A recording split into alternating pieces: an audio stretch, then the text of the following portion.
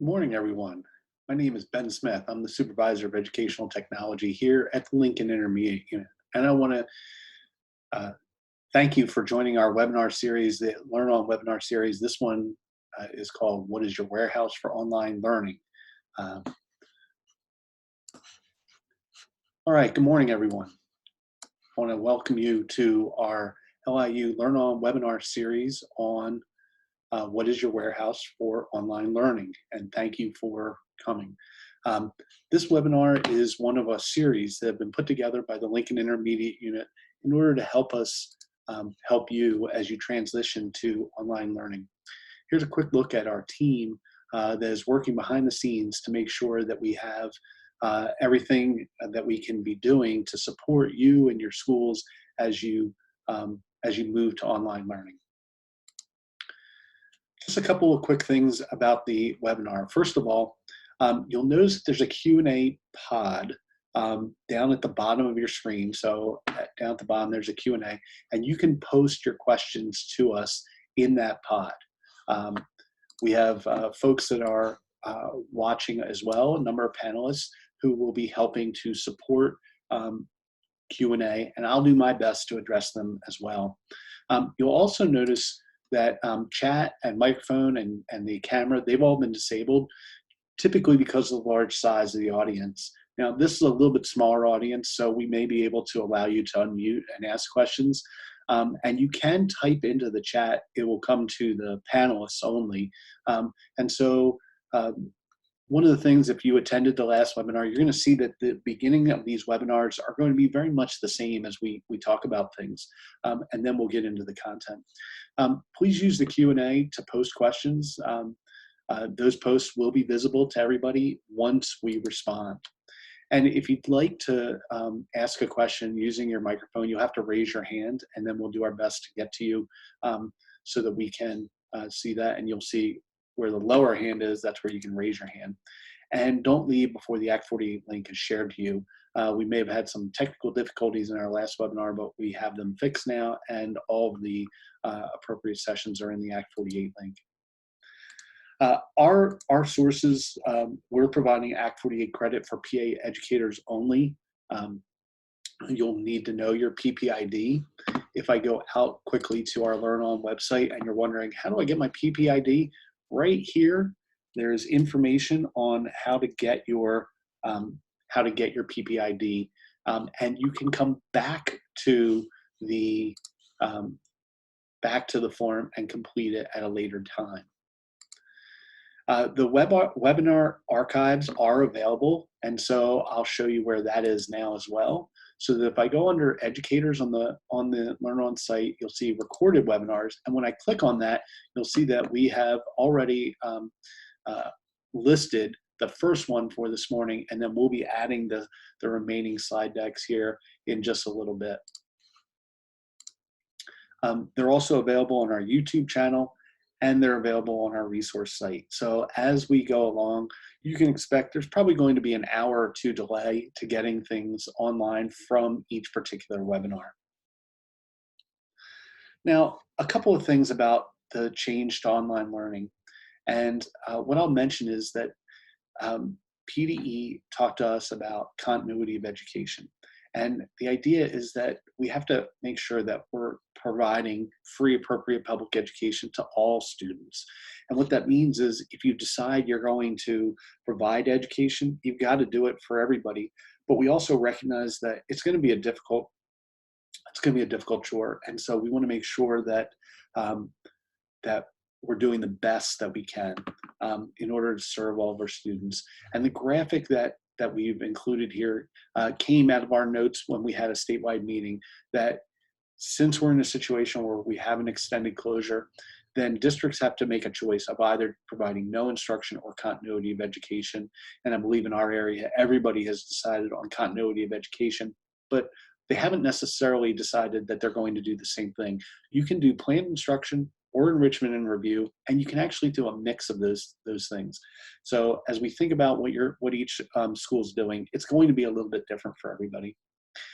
And then we just covered the best practices in our last webinar, but it bears repeating. And if you were in that session, then you should recognize that that less is going to be more, that you're going to have to prioritize and balance out what it is that you're doing, thinking about where you want your kids to be when they get back in September. Video is really critical for a part of what you're doing, and we want kids to see your face, so the social emotional component to learning that takes place can be critical for student success. But limit the length. We're going to say no more than 6 minutes for recorded videos, and even chunking it out into like 2-minute segments is probably even better. So when you provide those instructions to students, you want to be clear. Give them very clear objectives and expectations, number things out point by point as to where you think they should be, and identify the time it takes to complete a task. Tell them, I expect it'll take this much time. And by the way, you might not be right, but give them a goal, and then as they're doing it, they're going to give you feedback that allow you to get a better idea of how long it's going to take. And then, of course, organize and sequence out those instructions. So the outcomes for this particular webinar is that we're going to hopefully have you able to understand the importance of a warehouse for online learning. And we also want you to be able to make an appropriate choice for your warehouse.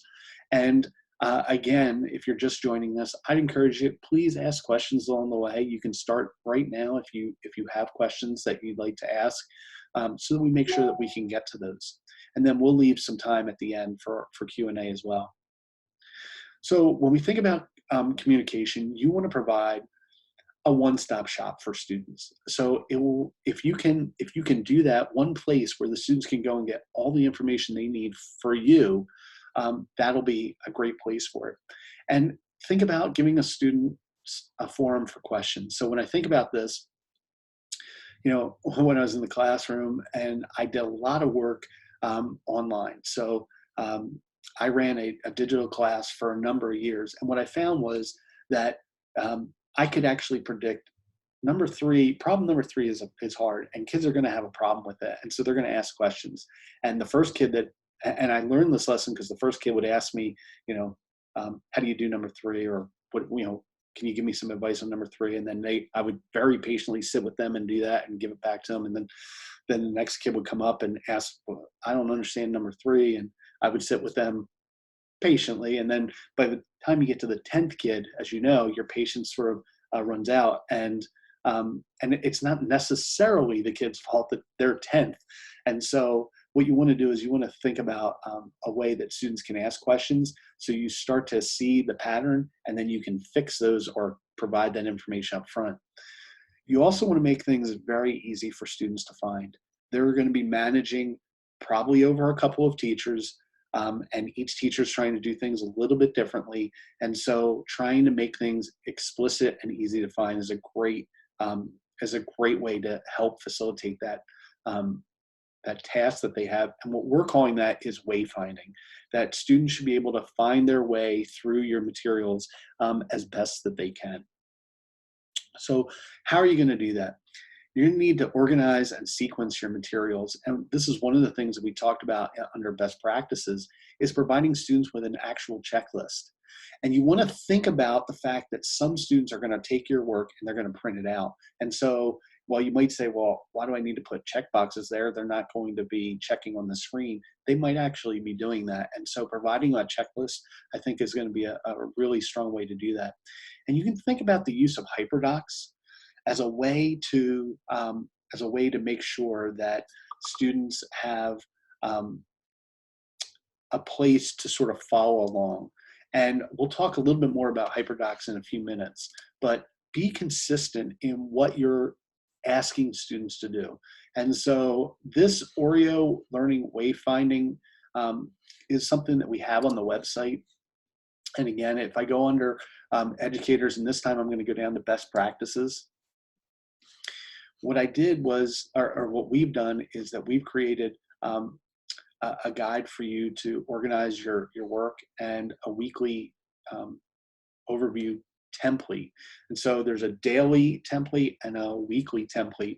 But if your school has already you decided, we're going to use a best practices template, please make sure that you're following with that, because the important thing is for you to be, again, consistent with your district. And if your district adopted one format, that would really help your students, because then they know what the expectations are. And so this is a screenshot from our weekly template where you can see Monday, Tuesday, Wednesday, and we list out the things that they're going to do. And again, the things that they should be submitting, and we have little check boxes for them. So we're trying to set students up for success. Now, this session is in particular on warehouses. And so when we think about the warehouse, we want to keep it simple. And that really goes to all of the materials that students are going to be involving. So the first thing I would say is, if your school has decided this is our warehouse, please use it. You know, our guidance, you know, you might think, well, I have this great way of doing it, but remember that in a family, there might be a third, fifth, eighth grader, and if they have 3 different ways that they're trying to get access to things, that's not going to be effective for that family as they manage it. Now, your school might have an LMS, a learning management system. In our area, it's basically Schoology and Canvas. And so that's a great tool if all of your kids are already in Canvas and Schoology. Another option is something like Google Classroom. So we really see those are the 3 sort of LMS type options. The nice thing is that you know what kids are posting. There are tools that are rich in each of those that allow students to work back and forth with you as they go through and do their work. But what I will say is that if you're at a school where, or if you're in a situation where you don't have those things set up, it can be challenging. And so, you know, if your school says you have to use it, then please make sure that you make efforts to get some professional development.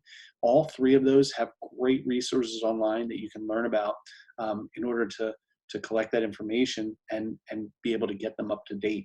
But it is hard sometimes to learn those on the fly. And so I know one of our philosophies has been to limit how much new type of tools we're really using. And later this afternoon, Nicole will be leading a webinar on choosing the right tool. And so if you're interested in thinking about, like, how do I make that choice, you can do that. And then for, you know, a Google Doc can be a great way to just organize your information. You can put links in and things like that. And the one thing that I would say that is different for these things between a Google Doc and a HyperDoc is that a HyperDoc has a little bit more structure and organization to it. And so when you think about it and you go out, you'll see that there are lots of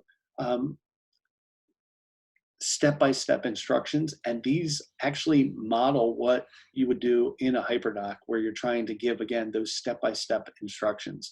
And I saw the one question come in, do we have to purchase any of these platforms? So Canvas and Schoology are pay-for services, but they have free educator accounts, and they have free accounts regardless of whether the school closures were going on. But in the free accounts, there was a limit to how much you could be doing, how much you could be taking advantage of the tools that are invested there. Google Classroom has always been free. So you can make use of those. And if you do make use of any of those 3, you'll be able to continue making use. Now, during the school closures, Canvas and Schoology have made some of those tools that are normally behind their paywall free as well. So just keep that in mind. If you haven't started with any of them and now you're going to go back and start with Canvas or Schoology, that what you have access to now, you might not have access to in the future. But Google Classroom is free and has always been free. And then the other thing that I wanted to have you guys think about, so like a HyperDoc is a nice thing. There's been sort of an evolution of this, and it's called a playlist.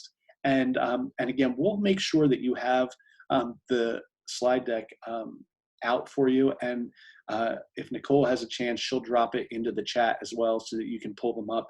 But playlist building is sort of like the next type of, I'm going to call it terminology to me. It's very similar to a Google Doc. But you think about a music playlist, what happens is they just go right in order. And, you know, unless you're hitting, you know, that you want it to be random, you're going to listen to the songs right in the right order. And I think that's a great way for you to sort of approach the way that students are going to do their work.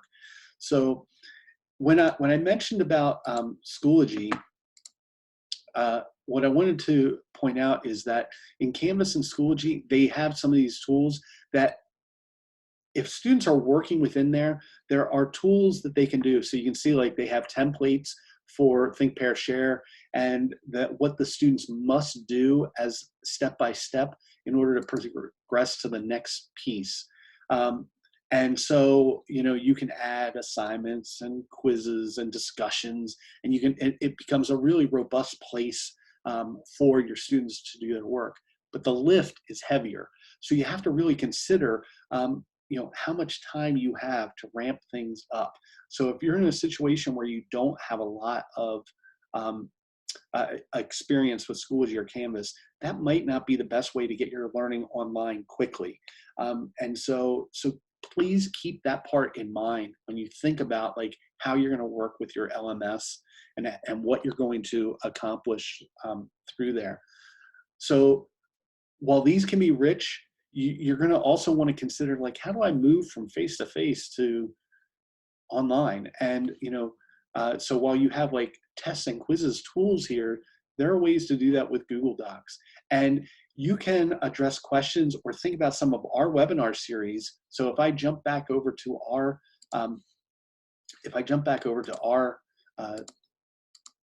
site, what we'll see is that one of the things that happens is that you can look at all of our webinars and find those things that allow you to convert from face-to-face to online.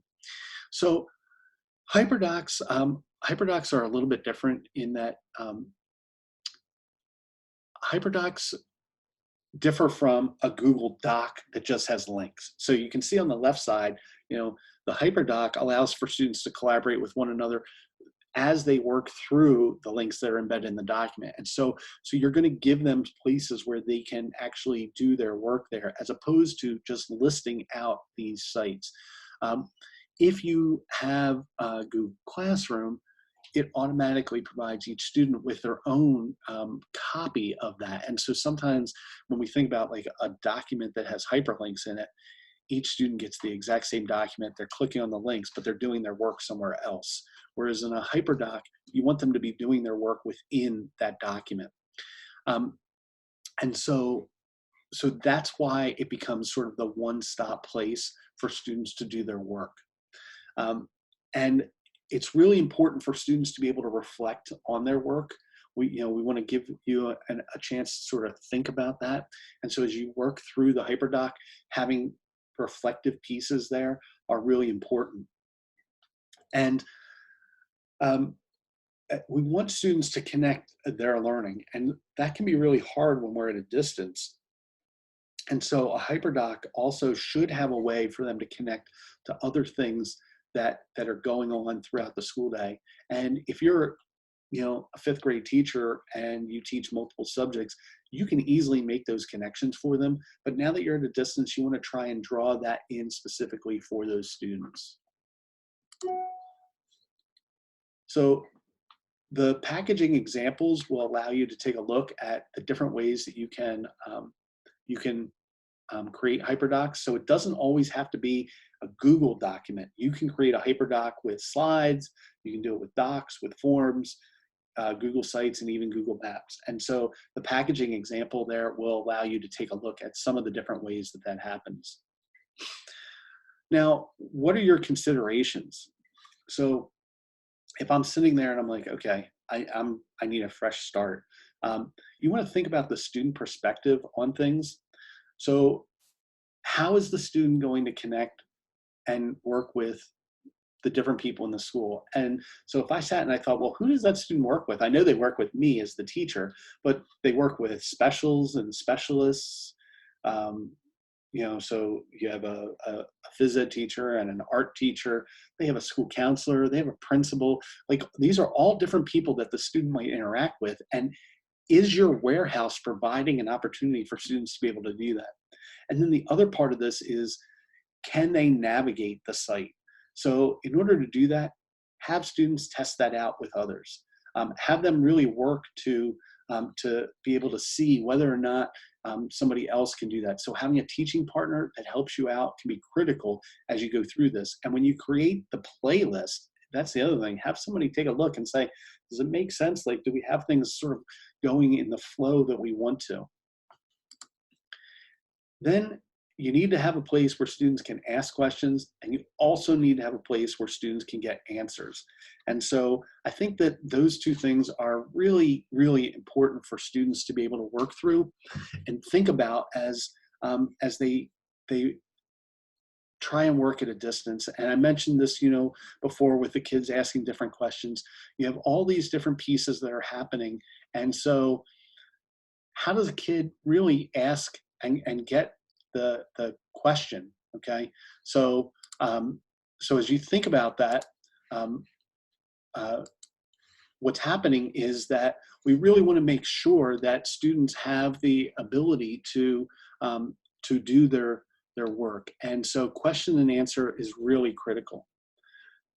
Now, for best practices, if we think about what best practices are, and I pulled in Eastern York shared one of their sites with me, and I thought it was a great opportunity for us to sort of jump and take a look. What you'll see is that they have a really clean look, which is nice. So the clean look and the directions that they have really work for them. So they have, just a few buttons there. They also used images in a nice way. So you can see, like, they have Wrightsville and there are other schools listed here with pictures, so that I think they also have clear buttons. So it says connect with your school's remote learning resources. Like, it gives them the directions to what they need to do, because it might not necessarily be obvious to somebody. And they've really done a nice job in trying to set that up. So as we think about that, it's really critical for us to be able to take a look at what's happening there. The other thing that that you want to do, and if you go and explore, and we'll take a look and see if we can do that. What they did was they created a site that has all of their pages listed, and so they can actually go and see every teacher in the building all in one document. So I saw a question comes in that says, does the student have to have a Google account to access a Google Classroom or Google Doc? So, all right, so let's start with Google Classroom. And the answer is yes, that a student has to have a Google account in order to be a part of a Google Classroom. And the reason why that's important is that their email, their Gmail address will be tied to the classroom. And so that's how it goes back and forth. When a Google Classroom has been created, it is under FERPA compliance. And so it's perfectly acceptable for students, even younger students, to have that email address. And we treat that as their login there, not necessarily as the place that they're going to go in order to do their work. But, they're not going to be sending emails necessarily as a first grader, but they're going to use that as their login. Now, to get access to a Google Doc, the answer is that they're not required to have a Google account. And in fact, I'll show you on the next slide one of the tricks that we use in order to help with this. And so, you can have a Google Doc as long as you have provided access to anybody on the internet. And one of the advantages, one of the interesting things, when you look at this website here, Eastern York could actually set it up so that you can only see it if you're logged into your Gmail account, and so into your Google account. So you can set it up so that only those people can see it, as opposed to allowing everybody to see it. So if you think about our LearnOn site, most of you do not have an LIU12 account unless you're an LIU12 employee, and yet everybody can see it. We could have restricted it so that only IU people could see it. And that way it sort of stays under a walled garden. So you have the two choices there.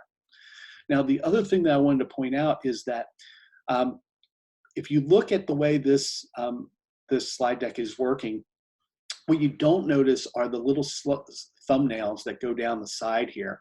And you might be wondering, well, how do you do that? And so, of course, down here in the bottom, you know, I put it into slide view, and you can see like I just clicked on the little button here to escape from the full screen, so that on my screen, which you can't see everything, like I have information over on this side, but then I just have the slide deck. But the way that the slide deck looks actually provides a nice clean look. You'll notice that I don't have to worry about the students seeing menus that they may or may not be able to access and things like that. Well, you can make a change by going to the end of any Google Doc and changing the slash where it says edit. So I know it's probably small, but right up here it says edit, and then there's other information. If I delete all that out and I type in the word preview on any Google Doc, so if you go all the way to the end of a Google Doc and you delete out where it says edit and you just change it to preview, it's going to set it up so that it looks like a web page. And why that's important is it gets rid of all the menus, it gives it a nice clean web page look. And so when you choose your warehouse, that's one of the things that I think that you can make use of. So what now? So I think that this is the point where I would just remind you, what are you going to do? You know, you have to do what you know. You also have to know what you don't know, and you have to evaluate your tech skills. So if you're really techie and you're like, you know what, I can dive into Schoology and I can probably set that up really quickly, and my students are going to be able to pick that up pretty quickly as well, then that's a great way for you to work through Schoology or for Canvas or even Google Classroom. But if you're not in that situation, then you definitely want to think about how you're going to work with your kids. And a simple Google Doc can be a great starting place where you can just post all of the information that they might need, change it to a preview link, and now it's a clean web page for them to go to. That's sort of a one-stop shop. So think about what you know and what you don't know, and see which way you can sort of maneuver. But remember, it's going to be really important to have one stop as the place for you to think about. So I'd like to give you just a moment to think about what action steps you're going to take away from this webinar as you go through and work through that process. So I'll just wait for a moment and see if there are any questions that may be populated into the chat for us before we wrap up this webinar.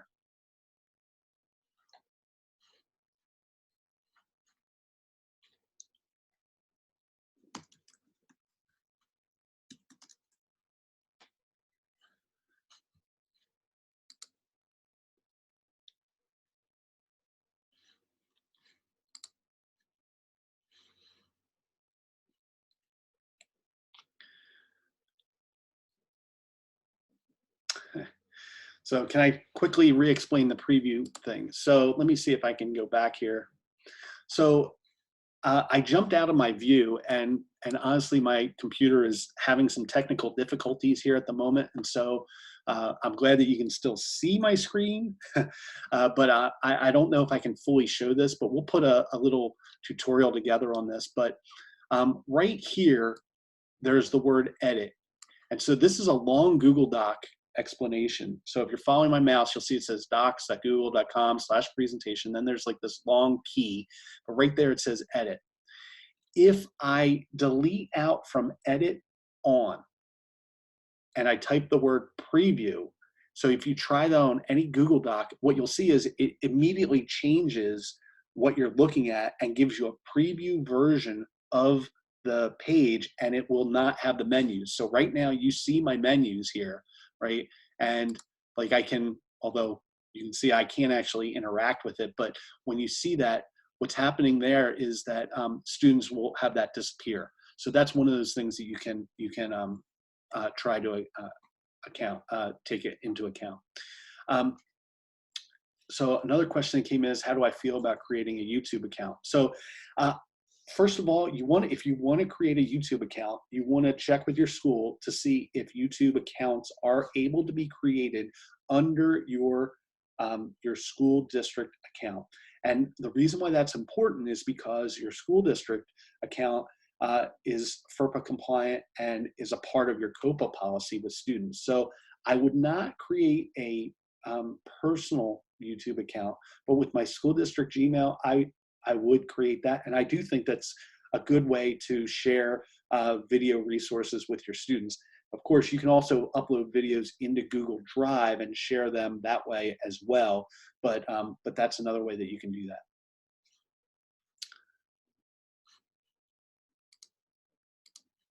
So I don't see any other open questions, and we are just about at our time. So I do want to remind you that you can find the full schedule of our webinars on our LIU12 website.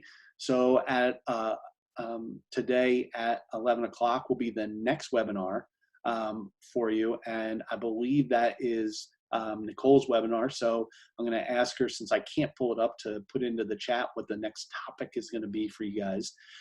In addition, we'd love for you to give us a little bit of help with by filling out our LearnOn web evaluation. And so you see the bit.ly that's at the top of the screen here where it says bit.ly LearnOn web eval. We'd love to get your feedback on not only how good a job we're doing here, but also what topics you'd like to see. So by filling that out, that will help to shape our information for what other offerings we might be able to provide for you guys. And then when I quit this webinar here in just a moment, you're going to be sent to a web page that's going to look like this. If you want to provide your attendance, or you want to get Act 48 credit, you'll need to click continue, and that will take you out to the website bit.ly/LIU LearnOn Act 48. And in there, you'll see a list of all the webinars we're running. Please choose this webinar and then submit with your PPID, and you will get the information that you need.